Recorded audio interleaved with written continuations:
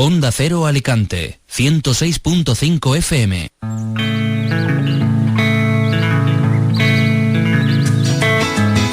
En Onda Cero Alicante, Empresarios con Buena Onda, con Lola Torrent. Buenas tardes, señoras y señores. Iniciamos un jueves más este programa dedicado a las empresas y a las organizaciones empresariales. Un programa, como siempre, con muchos contenidos diferentes. Y empezamos con algunas noticias destacadas de la actualidad empresarial.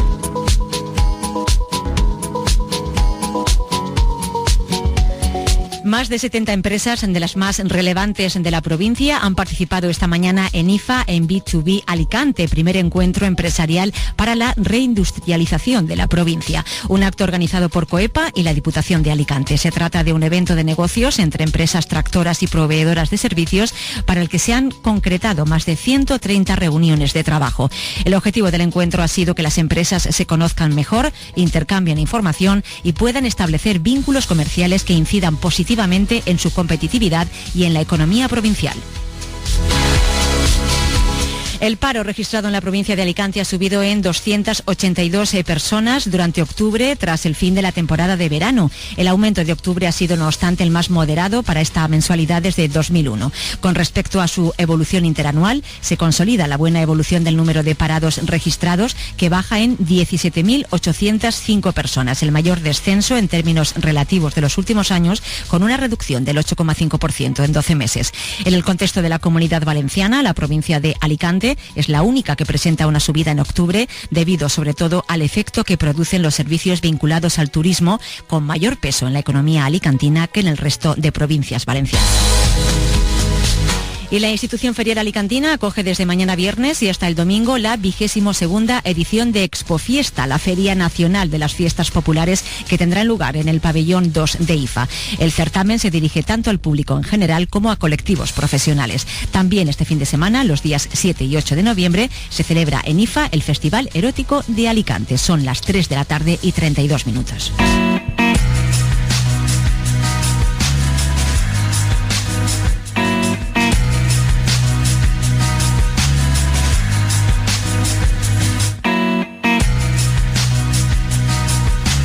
Y como cada día después del boletín de noticias empresariales, abrimos nuestro rincón del asesor. Lo hacemos en colaboración con los asesores técnicos de COEPA. Y empezamos saludando a Samuel Andreu. Él es responsable del área de Medio Ambiente y Prevención de Riesgos Laborales. ¿Qué tal, Samuel? Buenas tardes. Hola, buenas tardes. ¿Cómo estás, Lola? Muy bien. Bueno, vamos a ver. Un gerente de una pequeña matricería con 2 empleados nos pregunta esta semana acerca de sus obligaciones respecto a la declaración de producción de aguas residuales. Nos comenta que ellos no realizan ningún vertido en su proceso productivo y quería saber si aún así debe presentar ese trámite. ¿Qué le decimos, Samuel? Pues sí, bueno, esta pregunta está muy relacionada con la última que respondimos en esta sección. Recuerdo a los oyentes que en ese caso se trataba de un pequeño comercio y no debía presentar el trámite denominado declaración de producción de aguas residuales. Sin embargo, este caso es bien distinto. Hay que recordar que los sujetos pasivos del canon de saneamiento por usos industriales cuya actividad se encuentra incluida en las secciones B, C, D o E de la versión del 93 de la Clasificación Nacional de Actividades Económicas deberán presentar una declaración de producción de aguas residuales, según modelo MD 301, ante la entidad pública de saneamiento de aguas residuales de la Comunidad Valenciana. Esta declaración deberá presentarse por cada local, instalación o explotación industrial de que dispongan. Los talleres de matricería se incluyen en la sección D del CENAE 93. Luego, el titular de la actividad o su representante legal sí que deben presentar la declaración, independientemente del tipo de vertido que tengan. En esta consulta, el empresario nos informa que su empresa no tiene ningún vertido en su proceso productivo, sí. Es decir, no tiene vertidos de carácter industrial. Sin embargo, casi con toda seguridad dispondrá de vertidos sanitarios. En estos casos, cuando se declara un vertido de aguas residuales procedente en exclusividad de aparatos sanitarios, la declaración de producción de aguas residuales debe ir acompañada de una certificación de un técnico independiente o laboratorio homologado que asegure tal extremo. Finalmente, el empresario debe saber que la declaración de producción de aguas residuales debe presentarse una vez cada 4 años. Me gustaría recordar, antes de terminar, que desde COEPA podemos facilitar a aquellos empresarios que así lo deseen los modelos necesarios para poder cumplir con este trámite. Y eso es todo por hoy, Lola. Un saludo y buenas tardes. Pues muchas gracias, Samuel. Muy buenas tardes. Y tenemos otra consulta y otro asesor. Saludamos a Luis de Andrea, director del área de Relaciones Laborales y de Recursos Humanos de COEPA. Luis, buenas tardes. Buenas tardes, Lola, ¿qué tal? Muy bien, bueno, hoy hablamos de los contratos llamados formativos y en concreto del contrato para la formación y el aprendizaje. A ver, ¿cuál es el objetivo de este tipo de contrato? ¿Cuáles son las principales características del mismo? Sí, pues mira, el contrato para la formación y el aprendizaje se configura como un instrumento destinado a favorecer la inserción laboral y la formación de las personas jóvenes y tiene por objeto la cualificación profesional de los trabajadores en un régimen de alternancia de la actividad laboral retribuida en una empresa con la actividad formativa recibida en el marco del sistema de formación profesional para el empleo o del sistema educativo. Este tipo de contrato se puede celebrar con trabajadores mayores de 16 años y menores de 25, si bien este límite máximo no rige en el caso de personas con discapacidad, y por otro lado, hasta que la tasa de desempleo en España esté por debajo del 15%, se podrá celebrar con menores de 30 años que carezcan de la cualificación profesional requerida para concertar un contrato en prácticas. En cuanto a la duración mínima del contrato, será de 1 año y la máxima de 3. No obstante, mediante convenio colectivo podrán establecerse distintas duraciones del contrato, sin que la duración mínima pueda ser inferior a 6 meses ni la máxima superior a 3 años. Concluida la duración del contrato, el trabajador no podrá ser contratado bajo esta modalidad por la misma o distinta empresa, salvo que la formación inherente al nuevo contrato tenga por objeto la obtención de otra cualificación distinta. Además, tampoco se podrá celebrar este contrato cuando el puesto de trabajo haya sido desempeñado con anterioridad por el trabajador en la misma empresa por tiempo superior a 12 meses.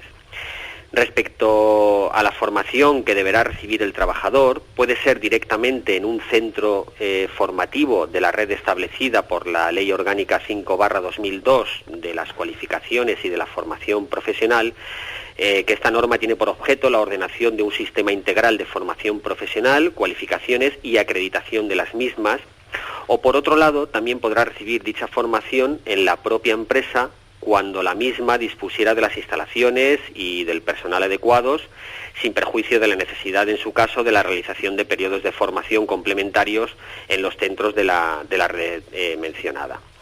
El tiempo de trabajo efectivo, que habrá de ser compatible con el tiempo dedicado con las actividades formativas, no podrá ser superior al 75% durante el primer año de la contratación, sí, o al 85% durante el segundo y tercer año de la jornada máxima prevista en el convenio colectivo o, en su defecto, a la jornada máxima legal.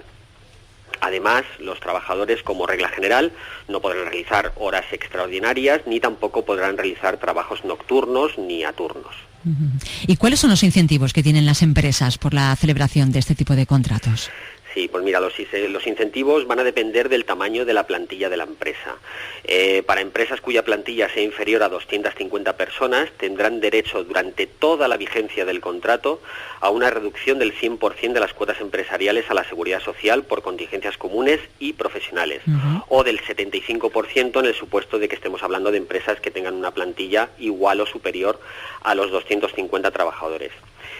Además, agotada su duración máxima y si el contrato se transforma en indefinido, las empresas tendrán derecho a una reducción de las cuotas a la seguridad social de 1.500 euros durante los 3 primeros años o de 1.800 en el caso de ser mujer. De ser mujer. Pues gracias, Luis, como siempre. Muy buenas tardes. Muy bien, gracias a vosotros, Lola. Bueno, ya saben que pueden dejarnos sus consultas en la siguiente dirección de correo electrónico: asesorondacero@gmail.com. Lola Torrent, empresarios con buena onda. Vamos con nuestra primera entrevista de hoy. Tengo ya a mi lado a Juan Miró, él es el responsable del área técnica de APEME, la Asociación Provincial de Empresarios de Montajes Eléctricos y Telecomunicaciones. Juan, buenas tardes. Hola, muy buenas tardes, Lola. Bueno, ¿qué tal estamos? Muy bien. Bueno, hoy vamos a pedirte un pequeño esfuerzo didáctico para clarificar, si te parece, algunos conceptos relacionados con el campo de las energías renovables. ¿Vamos a ello? Muy bien, perfecto, cuando quieras. A ver, muchas veces escuchamos términos como autoconsumo eléctrico, impuesto al sol, consumidor insolidario con el sistema o vertido a red. Lo escuchamos, Juan, pero no sabemos muy bien a qué se refieren todas estas expresiones. Hoy, con tu ayuda, vamos a saberlo. Y empezamos por definir a qué nos referimos cuando hablamos de autoconsumo. Vale, vamos a ver, somos capaces de explicarlo. Seguro que sí.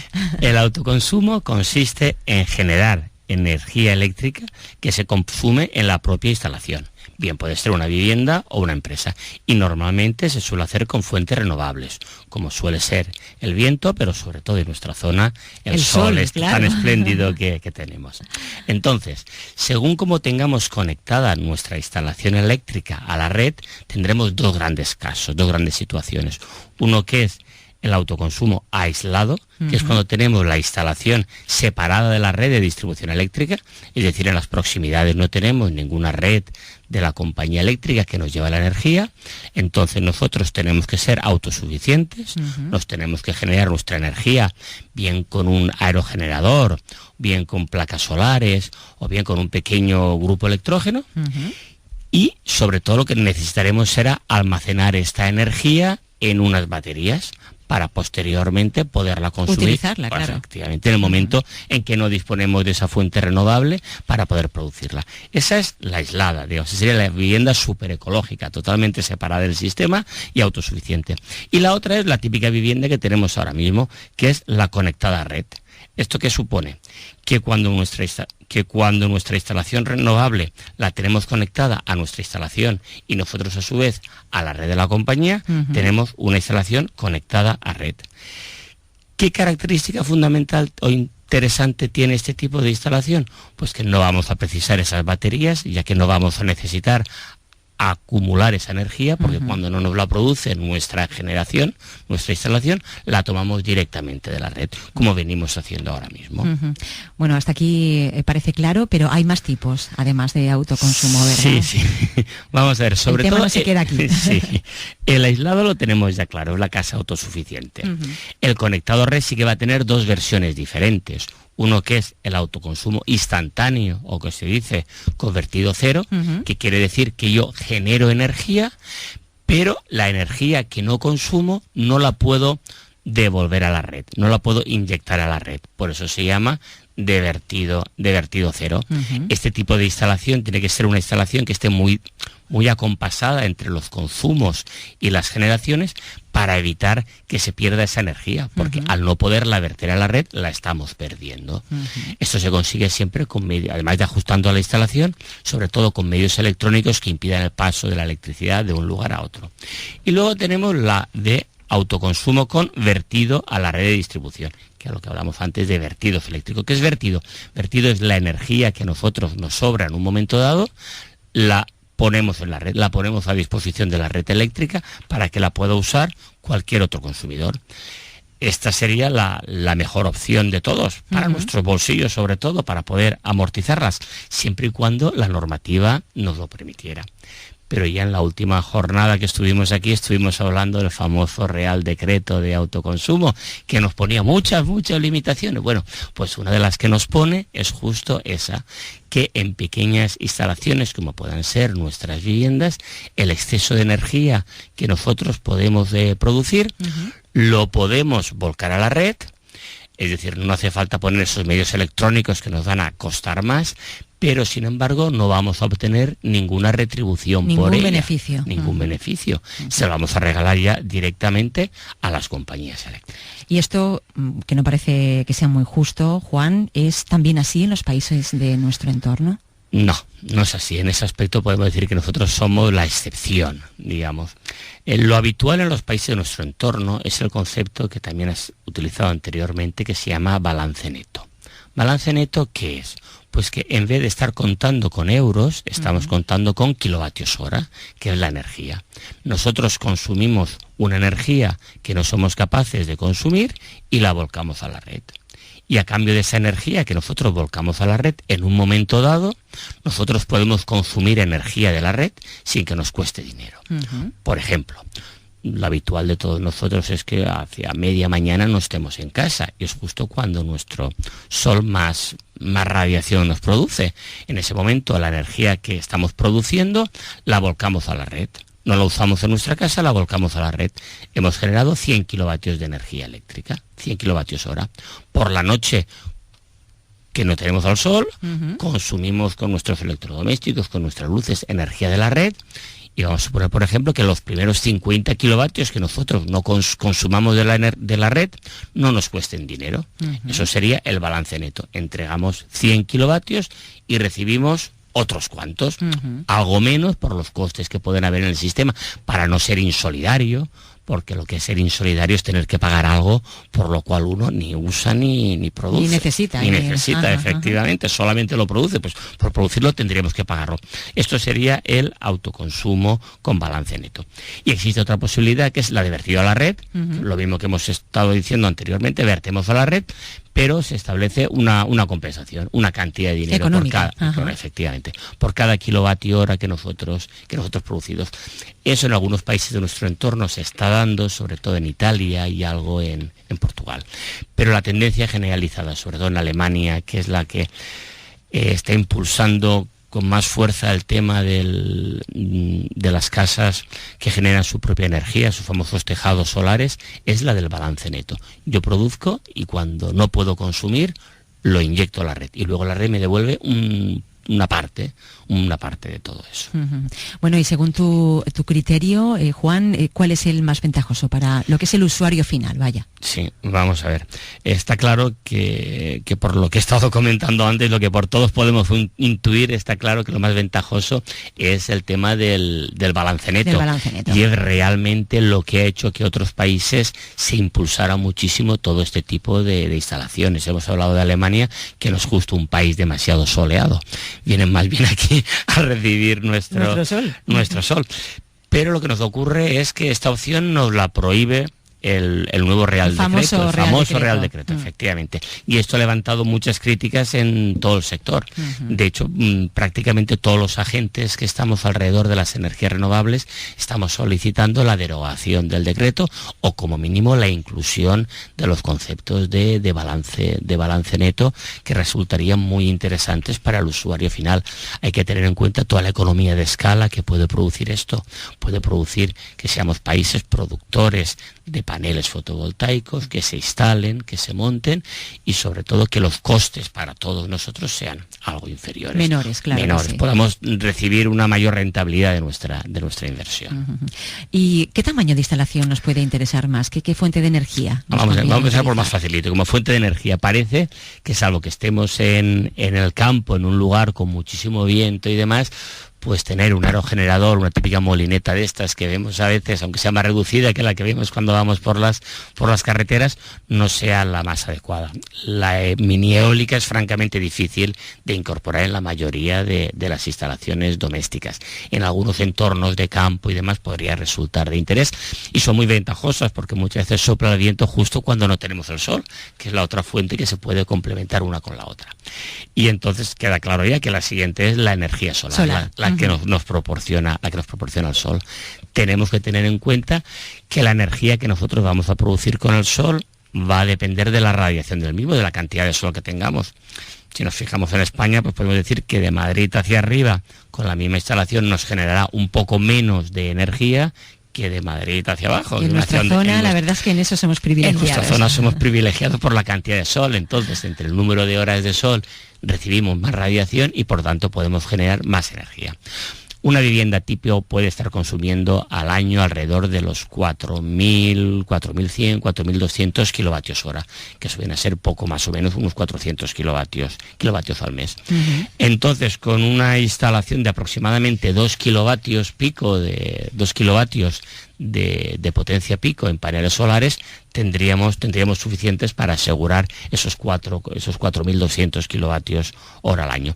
Para ello precisaríamos un tejado libre de sombras de aproximadamente unos 21 metros cuadrados y con cierto grado de inclinación. Es decir, una situación que si no en los edificios, en los interiores de las ciudades, si en las zonas residenciales o en zonas de apartamentos, de bungalows y todo eso, podría resultar muy interesante poder disponer esos 2 kilovatios de pico de energía, de potencia en paneles o un poquito menos. Con los 2,6 kilovatios utilizaríamos toda la energía, un poquito menos por nuestras limitaciones de la edificación, pues tendríamos que pagar algo más de luz, pero siempre se nos reduciría sensiblemente bastante el recibo, ¿verdad? Bastante el recibo. Y entonces, ¿sería rentable? ¿Es posible hacerlo ya? Sí, sin duda esta instalación en en la tipología de balance neto es totalmente rentable. Pero no obstante, mientras llegamos a esa situación de balance neto, sí que con una instalación fotovoltaica podríamos reducir sensiblemente el consumo de nuestra energía. Tener en cuenta que aproximadamente esos 2,6 kilovatios nos pueden venir a resultar alrededor de unos 10.000 euros, una cosa así. Pues sonará una inversión un poco alta para cualquier familia. Pero vamos, es que supone el tener que pagar casi un tercio del recibo de la luz que estamos pagando. Entonces, o sea, que se puede amortizar en un plazo no demasiado... Sí, se puede amortizar con el tema del autoconsumo, se podría amortizar en un plazo de los 7 años, una cosa de esas. En la situación que tenemos ahora, que esperemos que se pueda cambiar, pues nos iríamos alrededor de los 10 años. Pero no obstante, con eso estaríamos hablando ahora mismo de unas rentabilidades del entorno de los 5-7%. Difícil ahora mismo una inversión nos puede dar una rentabilidad parecida, ¿verdad? Efectivamente, ¿sabes? Y luego, si a eso le sumamos el tema del vehículo eléctrico, pues ya tendríamos el completo, porque podríamos usar nuestro vehículo sin que nos costara absolutamente nada. Ese sí que es un receptor eléctrico muy, muy importante y con unos consumos más elevados. Ahorraríamos muchísimo, por supuesto, en gasolina y en todo el tema de contaminantes y demás. Pero yo creo que el tema del vehículo eléctrico lo dejaremos mejor para otro momento. Continuará. Haremos un continuará. Sobre todo lo que tenemos que tener muy claro es que de todo esto estamos hablando ya del ya. No estamos hablando del futuro. Es un presente total. Presente ya. Entonces, para cualquier instalación de este tipo se puede contar con todas las empresas de APM, que por eso nuestro eslogan nos lo dice, somos profesionales. Efectivamente. Seguro que podemos diseñar y ejecutar la instalación que el cliente necesite en función de sus necesidades energéticas y de sus características arquitectónicas que tenga la edificación. Contar con una empresa de APM siempre va a traer beneficio para todos. Bueno, pues nos acabas de dar una clase de autoconsumo en toda regla, así como quien no quiere la cosa, Juan. Lamento haber sido un poco pesado en determinados términos. Absoluto. Nos ha quedado, yo creo, muy claro a todos los que te hemos escuchado. Te lo agradecemos de verdad. Juan Miró, APM, Asociación de Empresarios de Montajes Eléctricos y Telecomunicaciones. Gracias, como siempre, por tu colaboración. ¿Vale, muy bien, Juan? gracias a vosotros. Un Hasta abrazo. luego. Y tenemos más invitados. Vamos a hablar de una exposición que bajo el título Made in Alicante ha organizado AEFA, la Asociación Provincial de la Empresa Familiar. Saludamos a Juan José Castón, director de AEFA. ¿Qué tal? Buenas tardes. Buenas tardes, Lola. ¿Qué tal? Y a David Beltrá, el exgerente de Mármol Spain, miembro de la Junta Directiva de AEFA y comisario de esta exposición de la que le vamos a hablar. Buenas tardes, David. Muy buenas tardes, Lola. Gracias a ambos por estar aquí. Bueno, Juanjo, esta iniciativa forma parte del calendario de actividades que habéis organizado este año con motivo del 20 aniversario de AEFA. Sí, así es. Bueno, como ya sabes, porque alguna vez lo hemos hablado, en el año 1995 se constituyó la Asociación de la Empresa Familiar de la provincia de Alicante. Este año hacíamos el 20 aniversario y hemos venido desarrollando una serie de datos durante todo el año. Y esta exposición Made in Alicante pone el broche de oro de este 20 aniversario. Con esta exposición, que ahora mi compañero David, miembro de la Junta Directiva, empresarios, pasará a explicar pues lo que es el alma mater de la misma, lo que queremos de alguna manera es dar un homenaje al empresariado familiar de la provincia de Alicante y al mismo tiempo agradecer a los ciudadanos de la provincia de Alicante, de todos los pueblos, porque todos los pueblos se van a ver reflejados, porque han sido consumidores, porque han sido clientes, porque han trabajado en alguna de estas fábricas, pues agradecer de alguna manera el compromiso con la empresa familiar. Va a ser algo muy bonito. Lo sé, lo intuyo, no lo puedo saber al 100% hasta que no se inaugure, no lo vamos a poder ver, entrañable, pero... entrañable, sí, es algo muy especial. Todo tiene un principio, como así me gusta reflexionar siempre. ¿Cómo surgió la idea de montar esta exposición?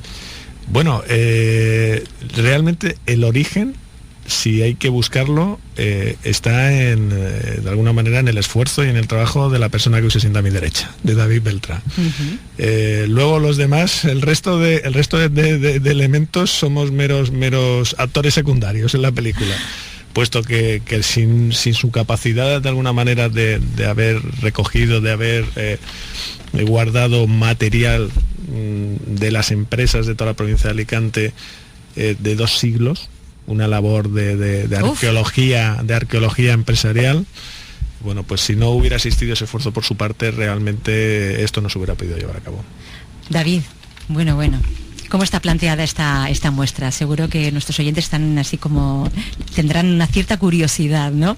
Vamos a ir a concretar qué es lo que vamos a poder encontrar ahí en la exposición. Buenas tardes. En principio lo que se ha pretendido con el Made in Alicante es poder hacer un recorrido, más bien un paseo por toda nuestra provincia, pueblo a pueblo y producto a producto.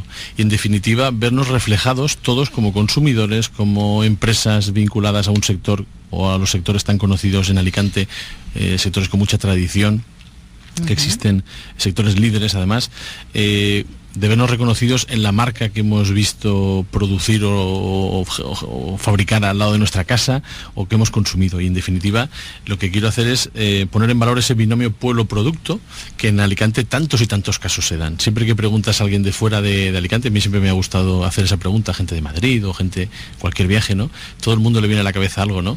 En nuestro sector, por ejemplo, vengo del sector del mármol y la piedra, hay un material que se conoce mundialmente como es el rojo Alicante, ¿no? El turrón de Alicante lo conoce, turrón de Gijón en este caso. Bueno, y podríamos ir haciendo binomios de pueblo-producto, que es lo que yo quiero representar y que en definitiva nos ayude a ir paseando geográficamente gracias a la muestra de esos pueblos, de esos productos que han generado esos pueblos que tanta riqueza han creado en esta provincia. Además, piezas industriales o piezas comerciales relacionadas con esa historia comercial de la provincia. Sí, en definitiva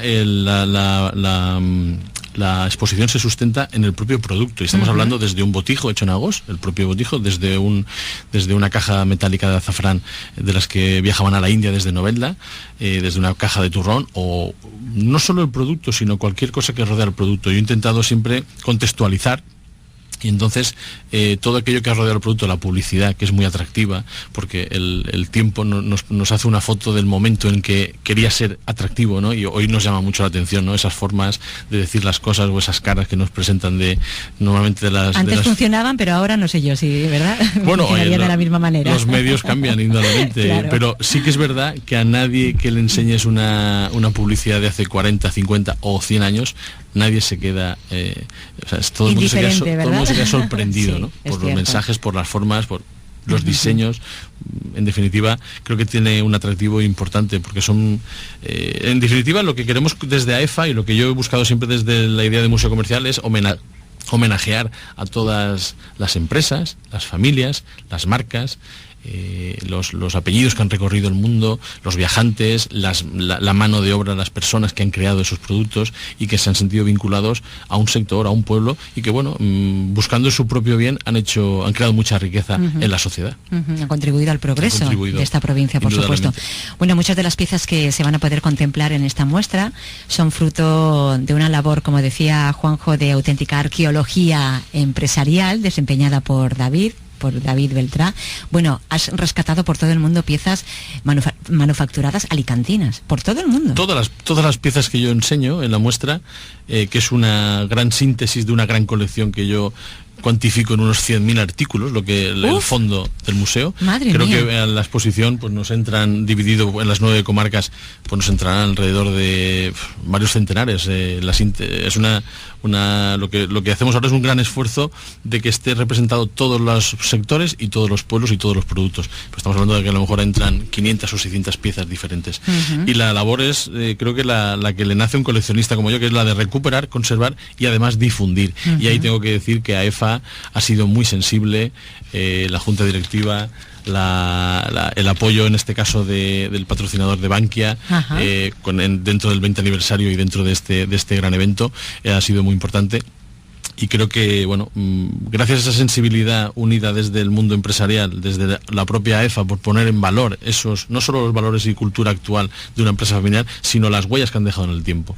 Ayuda, y ha sido un camino, la verdad que muy agradable recorrerlo con ellos y poder presentar en la sociedad alicantina un Made in Alicante del último siglo y medio de productos hechos en Alicante. Bueno, pues vamos a hablar de las fechas. Made in Alicante se inaugura el próximo 19 de noviembre en la sala de exposiciones de la Lonja del Pescado de Alicante, y estará hasta finales. Hasta el 20 de enero tenemos previsto, si no se prorroga, porque lo cierto es que en el Ayuntamiento de Alicante estamos teniendo también un gran apoyo mediante la cesión de sus instalaciones, y lo que queremos es que esto se prorrogue. Una iniciativa de verdad que preciosa. Juan José Castón, David Beltrá, enhorabuena, de verdad, estamos deseando ver esa exposición. Muchas gracias. Un abrazo a ambos. Estamos a punto de llegar a las 4 de la tarde. Aquí lo dejamos, señoras y señores. Gracias también a ustedes por su compañía. Jorge Gutiérrez ha estado en el control técnico y de sonido. Que pasen una buena tarde. Adiós.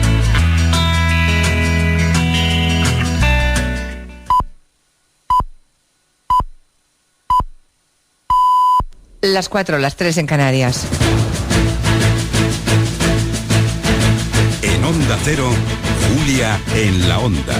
Julia Otero. Buenas tardes. Aunque hay asuntos en este día que acaparan mucha atención, desde el tema de Cataluña y el TC a Benzema, pasando por el barómetro del CIS, no nos distraigamos de lo más importante. La Comisión Europea no solo no ha rectificado sus previsiones negativas respecto al déficit de España, sino que las ha empeorado. La Comisión hace 2 informes macroeconómicos clave cada año. El difundido esta mañana es uno de ellos, y en él se dice que España no va a cumplir, que el déficit de este año va a ser 5 décimas más de lo prometido y el año próximo, aún peor, 8 décimas más. Recordemos que cada décima son 1.000 millones de euros.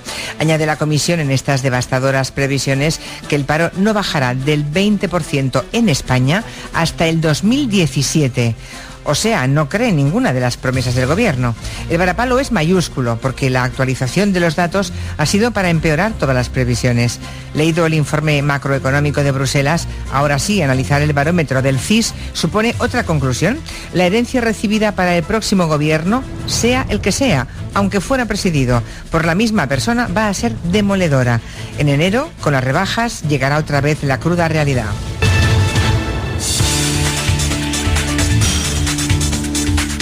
Rafa Noblejas, buenas tardes. Hola Julia, buenas tardes. Los partidos valoran el sondeo del CIS de octubre con intención de voto. Los datos reflejan un ascenso del PP que ganaría las elecciones con más del 29% de los votos, 4 puntos por encima del PSOE que también sube pero menos. Entre los emergentes, Ciudadanos se consolida como la tercera formación con el 14,7%, mientras que Podemos sigue perdiendo apoyos y cae al cuarto lugar con menos del 11%. Dice Mariano Rajoy que ve este sondeo como una encuesta más y como un acicate para seguir trabajando. Hemos pasado una legislatura difícil, el gobierno ha tenido que tomar decisiones complicadas, sabemos que hemos tenido menos apoyo en las elecciones municipales, pero vamos a hacer todo cuanto esté en nuestras manos para volver a recuperar la confianza de una mayoría de españoles. Para el líder del PSOE, Pedro Sánchez, lo que el CIS confirma es que en España el cambio es posible y que es él quien puede pilotarlo. El Partido Socialista ve todas las encuestas con los mismos ojos, pero evidentemente el CIS, si refleja algo, es que hay una oportunidad de cambio y que el cambio es posible y que el cambio puede venir de la mano del Partido Socialista Obrero Español. La lectura de Ciudadanos es que todo sigue abierto, mientras que Podemos cree que la encuesta ya está vieja y que ellos han empezado a remontar. En cuanto a los problemas de los ciudadanos, el paro sigue a la cabeza y entra entre los 10 primeros la preocupación por el nacionalismo. El Tribunal Constitucional sigue analizando los recursos de amparo de